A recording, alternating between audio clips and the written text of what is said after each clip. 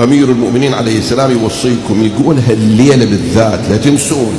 وصية من علي بن أبي طالب عليه السلام. إن شاء الله إذا الله انطاني عمر الليلة القادمة أقرأ لكم مفصل وصية أمير المؤمنين، بس الليلة من وصايا أمير المؤمنين ليلة 20 من رمضان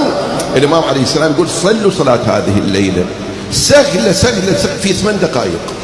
8 ركعات، كل ركعة بعد الحمد اقرأ أي سورة اللي تحب، أقل نقرأ قل هو الله أحد سورة التوحيد، بس كل ركعتين تشهد وسلام، يعني حمد قل هو الله كل ركعة تأخذ دقيقة واحدة 8 دقائق 8 ركعات. وعد من أمير المؤمنين يقول هذا كلام يعني الكريم لما يريد يعطي إخواني الكريم يدور حجة، يريد يعطيكم يا عباد الله. أمير المؤمنين عليه السلام يقول من صلاها غفر الله له ذنوبه ما تقدم منها وما تأخر، كله يعني نصير كيوم ولدتك أمك، إلا إذا واحد بذمته أكو حقوق الناس، هذا ديروا بالكم أعزائي،